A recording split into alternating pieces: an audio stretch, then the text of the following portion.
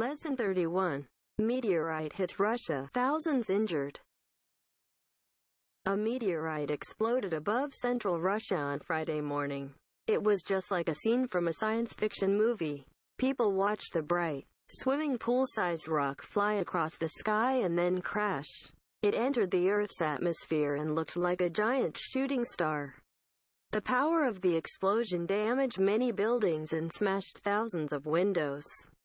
The city of Chelyabinsk had no gas or internet for a short time after the meteor shower came down. Thousands of people went to hospital for medical treatment. Many of them had cuts from flying glass. They did not know the shock wave from the explosion would be so dangerous and cause so much damage.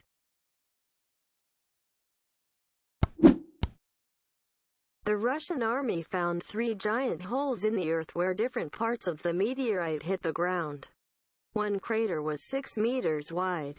The craters were 80 kilometers apart. Investigators are checking the sites of where the meteorites came down to see if they're radioactive. The police have sealed off the areas to protect the public. Scientists working at the site said the meteor was mostly rock and iron. They said it is the largest meteorite to hit the Earth for over 100 years. NASA estimated that the meteor weighed around 7,000 tons and exploded with the power of 20 atomic bombs. Russian newspapers say that some people are now trying to sell rocks from the meteorite for $15 each.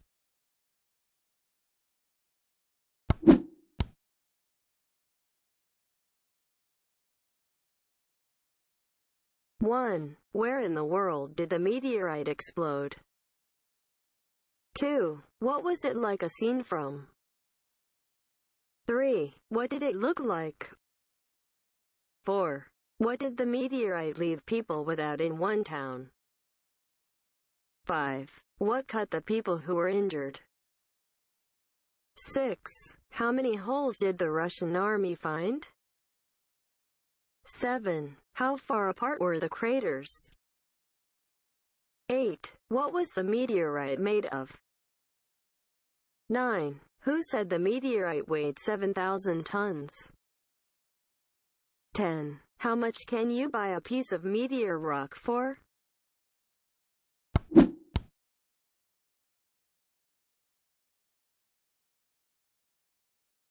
One. What do you know about meteorites? 2. How scary is the idea of a meteorite hitting your town? 3. Why didn't the government warn people about the meteorite? 4. Did you see TV pictures of the meteorite? What did you think? 5. What would you do if you saw a meteorite in the sky above you? 6. Do you think meteorite contain dangerous things from space? 7. Do you like movies about things from space hitting or nearly hitting the Earth? 8. What would world leaders do if a supergiant, huge, enormous meteorite was going to hit the Earth in a year from now? 9. What would it be like to investigate a meteor crash site?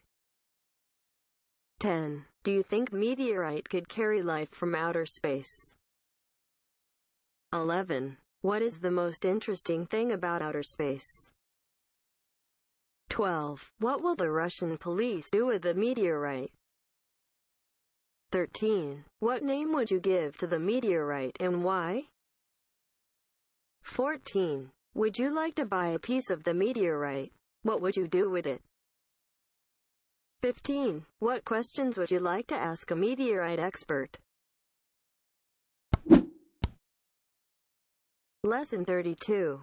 Pope Benedict XVI resigns. There was a huge shock for the Catholic Church on Monday. Its leader, Pope Benedict XVI, resigned. No one knew he would resign. He even surprised all of the people who worked closely with him. It is the first time a pope has resigned in nearly 600 years. The last papal resignation was in 1415. The Archbishop of Paris said resigning as pope was taboo. However, he said it was a good decision because future popes would have more freedom to quit if they needed to. The Holy Father will be head of the Catholic Church until 8 p.m. on February the 28th. From March the First Vatican leaders will start looking for a new pope.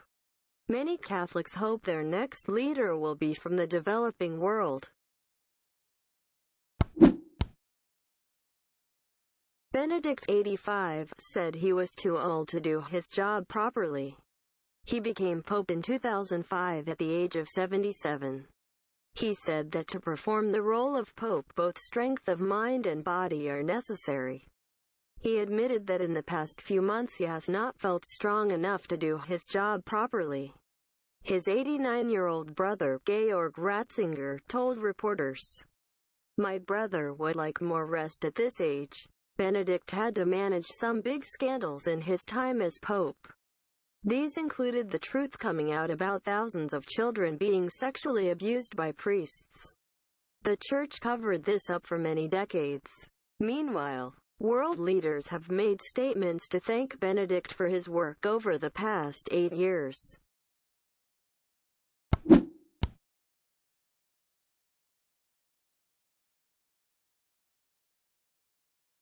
One. On what day did Pope Benedict XVI resign? 2. Who knew he was going to resign? 3. In what year did a pope last resign? 4. Where was the archbishop from who said a pope resigning was taboo? 5. Until what time will Pope Benedict XVI be pope? 6. How old was Pope Benedict XVI when he became pope? 7. What else is needed for the job besides strength of body? 8. What did his brother say Pope Benedict XVI would like more of? 9. For how long did the Catholic Church hide sexual abuse? 10. Who made statements thanking the Pope for his work?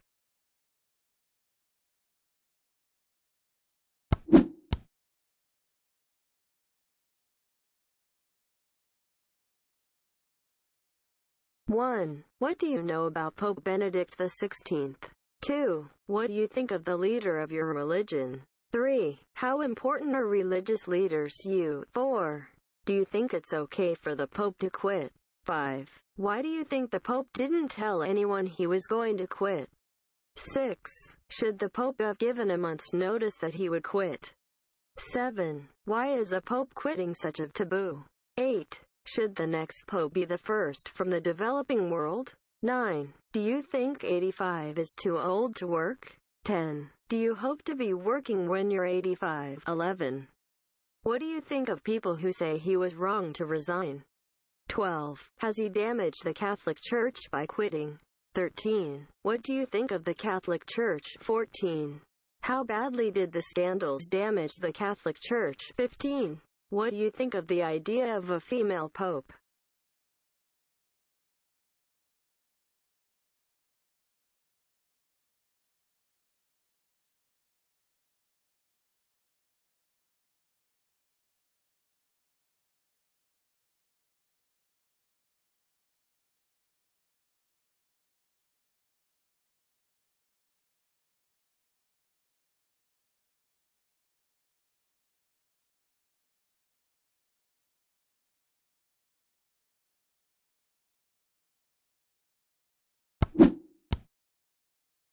Lesson 33.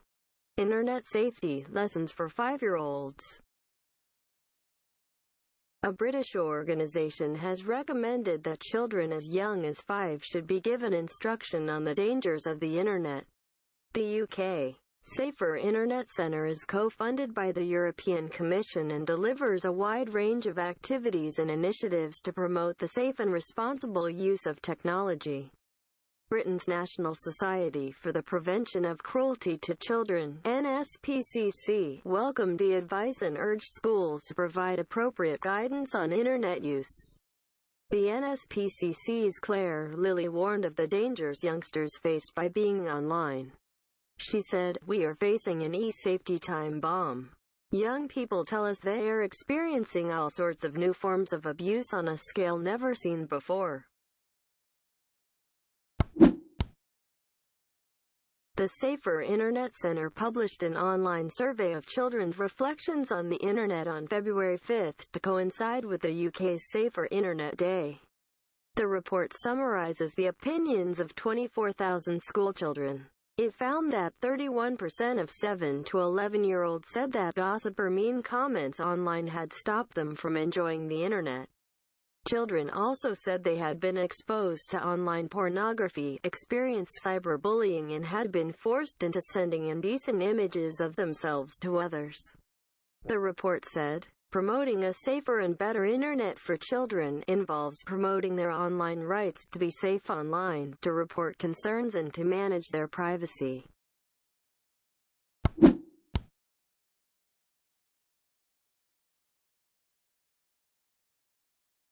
One. What did an organization recommend for 5-year-olds? 2. Where does the UK Safer Internet Centre get some of its money from? 3. What is the NSPCC? 4. What did Claire Lilly say we face? 5. What are we experiencing on a never-before-seen scale? 6. When is Safer Internet Day? 7. How many kids participated in the survey? 8. What 2 things stop kids from enjoying the internet? 9. What have kids been forced into sending to other people? 10. What does the UK Safer Internet Centre want kids to manage?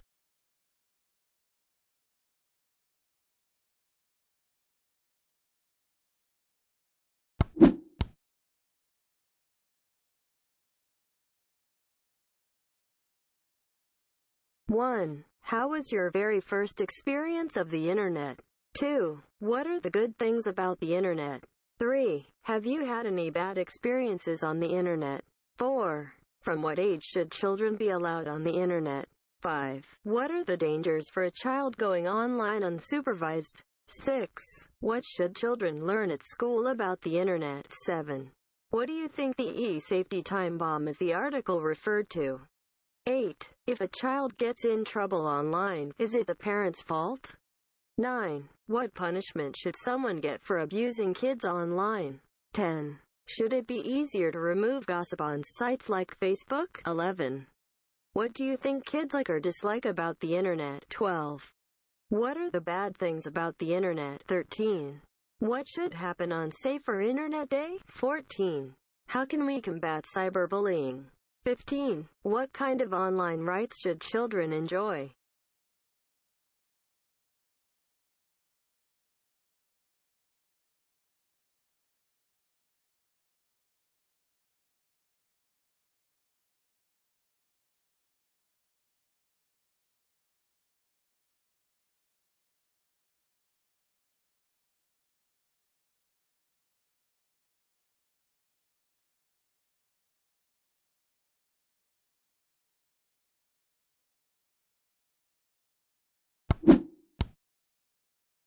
Lesson 34. U.S. allows women to fight in wars. The U.S. Secretary of Defense Leon Panetta has announced one of the biggest reforms of the American military in decades. He has lifted the ban on women fighting on the front line in future wars. The new ruling reinforces the fact that women have been putting their lives at risk for many years. Mr. Panetta told reporters female service members have faced the reality of combat, proving their willingness to fight on, yes, to die to defend their fellow Americans. Panetta said many very able women soldiers have been prevented from doing a job they love because of their gender. He said, "We owe it to them to allow them to pursue every avenue of military service for which they are fully prepared and qualified." The Defense Secretary announced there was an important proviso to his new ruling, that women must be able to meet the military's standards, including physical ones. Army Sergeant Jeremy Grayson agreed, saying, "Women would have to be able to do the physical stuff that men do. They have to be able to pull their own weight." Another Army spokesman, Anthony Lemaitre, warned the public to be prepared to handle seeing women troops come home in body bags or with lost limbs. He said, "It's harder to see a mother or a daughter dead. There could now be up to 237,000 positions available for women that are currently off limits to them." The Army says the ruling will benefit the military in many ways.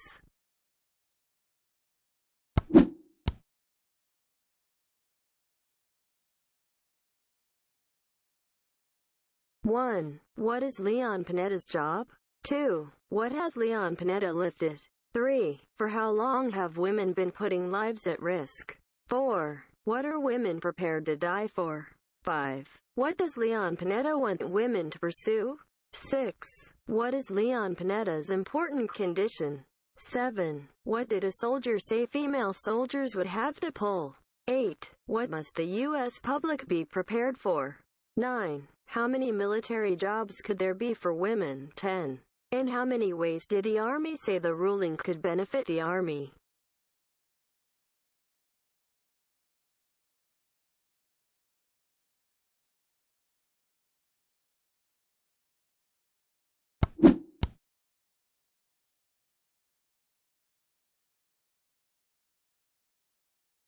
One. What do you think of female soldiers? 2. Should women be allowed to fight on the front line? 3. Why do men in government tell women they cannot fight in combat? 4. Would you fight to defend your country? 5. What would enemy soldiers think about fighting women? 6.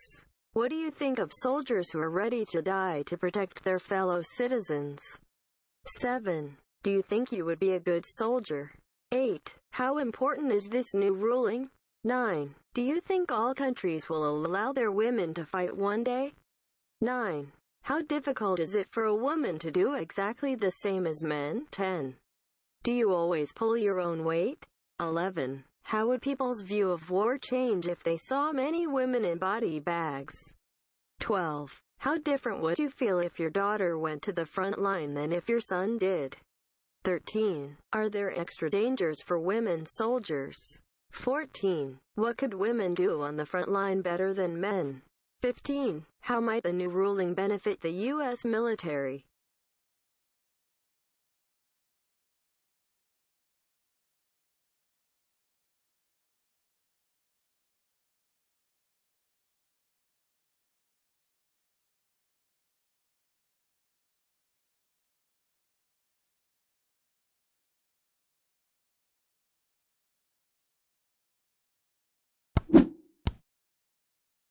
Lesson 35. 30 million bathe in Ganges for Kumbh Mela.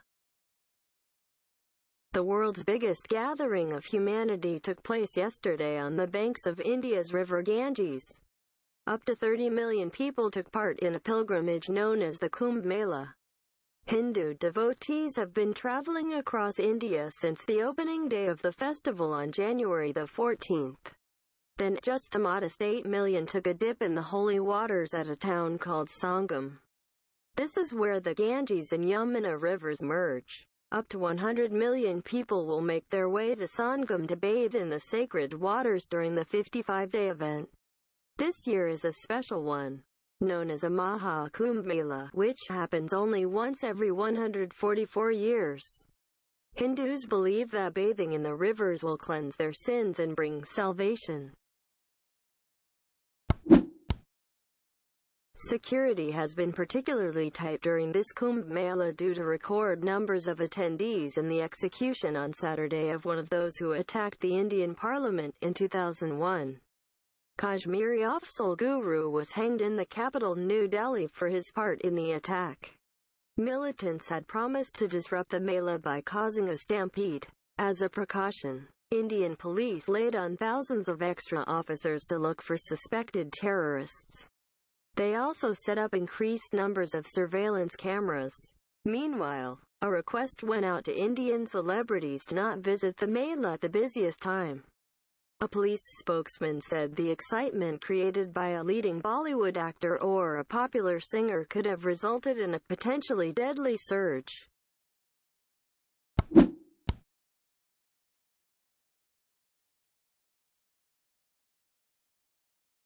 One. Where on the Ganges did the Kumbh Mela take place? 2. What kind of followers joined the Kumbh Mela? 3. When was the opening day of the Kumbh Mela? 4. How many people in total are expected to attend the Kumbh Mela? 5. How often does the Maha Kumbh Mela occur? 6. Why was there tighter security this year? 7. What did extremists threaten to do to the Kumbh Mela? 8. Why were extra police officers sent to the Kumbh Mela? 9. What was increased in addition to extra numbers of police? 10. Who were told to stay away?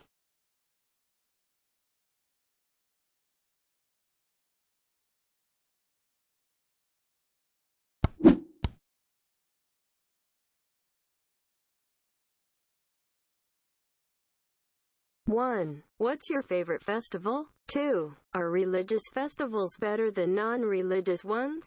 3. Would you like to attend a festival along with 30 million other people?